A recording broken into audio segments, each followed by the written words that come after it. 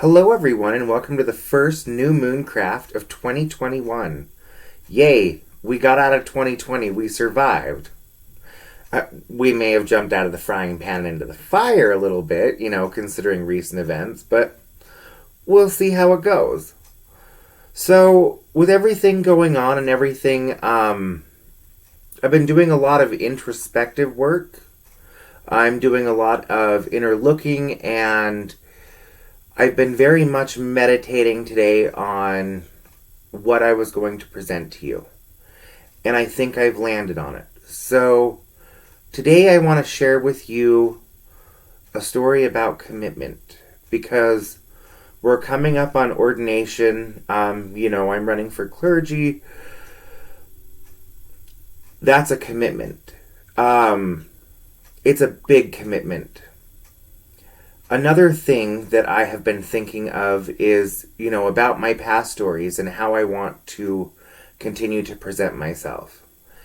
And again, I was thinking about the last couple stories, and I thought, all these stories are also about commitment. The first story I ever told, the Lakota creation story, the Buffalo Nation made a big commitment to take care of us. They made a big commitment. The second story, the Fire Pact story with first man, first woman, and first dog. There was a pact made there. There was a commitment made to each other.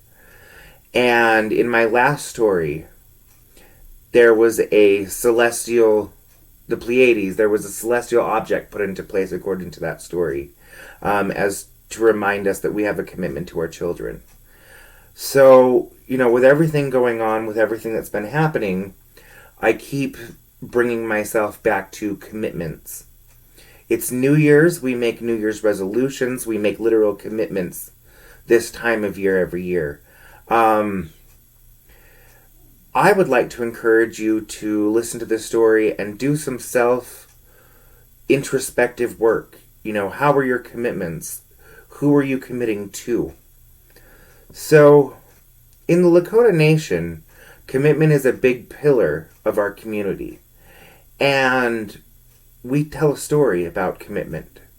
And I would like to share that with you. So, there was this young man and there was this young woman who were very fond of each other. Growing up together, they were very close. They were very fond of each other. And they decided that they would like to marry. And so there was agreements made between their families, between their clans, that these two could be wed. The young man's dowry was accepted. Wedding preparations began. The families began to help, her build the teepee. She began working on her wedding dress, this beautiful white buckskin wedding dress. And the young man, he had a very good friend. In Lakota, we use a word called kola. And kola means one who is very similar to me. One who shares the same things. Traditionally, we would say kola as two men who grew up together, who went swimming together, who went hunting together, who went on pony raids and battles with each other. But now, we talk about any of our relatives, any of our friends in that way as kolas. So this young man who is to be married, his kola comes to him and he says, I'm very sad. You're about to be married and things are going to change and we're not going to do the things we used to be able to do. We're not going to be able to go hunting again or fishing again. We're not going to be able to go on pony raids like we did. Because you will be married and you will be making a different commitment. And so the young man's kola, he says to him, before you are married, let's go on one last pony raid. And the young man says, okay, let's go on a pony raid. So they gather their companions, a few of their other friends, and they go out on a pony raid. But when they go out on this pony raid, they encounter an enemy. And in the skirmish, in the battle, the young man is killed. And so They're bringing the young man's body back to the camp. And they send a runner forward to tell the people what has happened. And the people hearing what has happened, they go to an auntie and they ask the auntie, go tell her what has happened. She needs to be told, go tell her what's happened. So the auntie goes into the teepee where the young girl who was to be married, she's just sitting and she's sewing very quietly. And she's working on that beautiful white buckskin dress. And the auntie says to her, she says, I have something to tell you.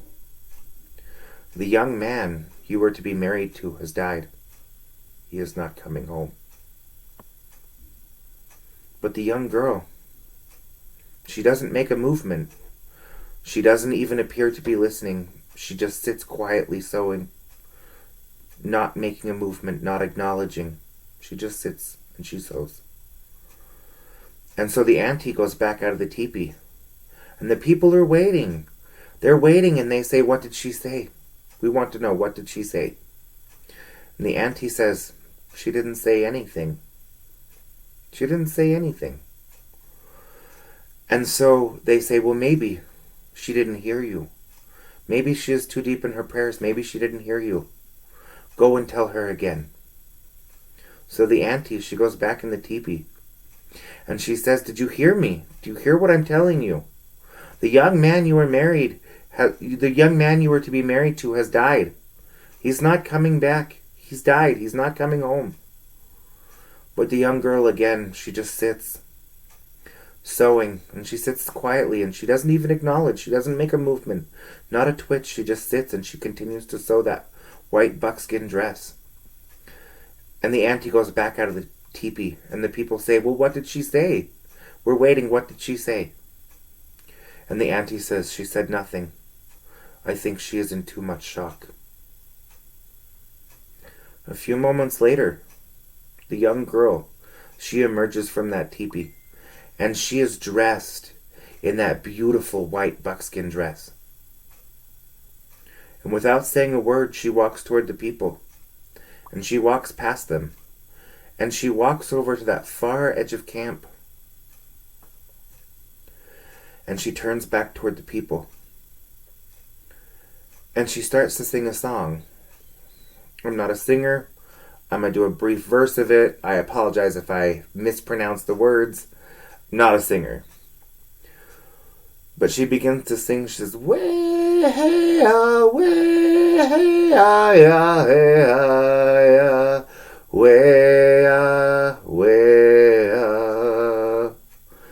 way, cho, shalowa, tewa, kilako, wani, glakik, tau, shelo.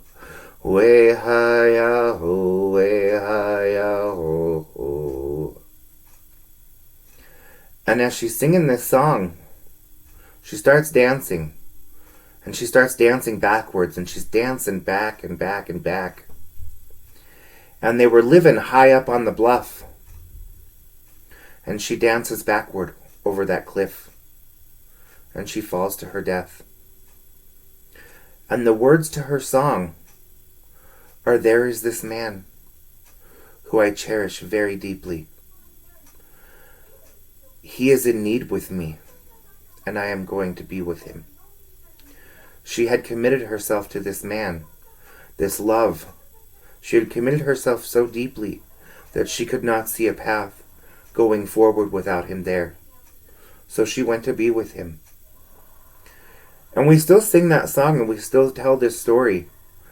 So that we can remember we can be reminded of the importance of the commitments we are making to each other.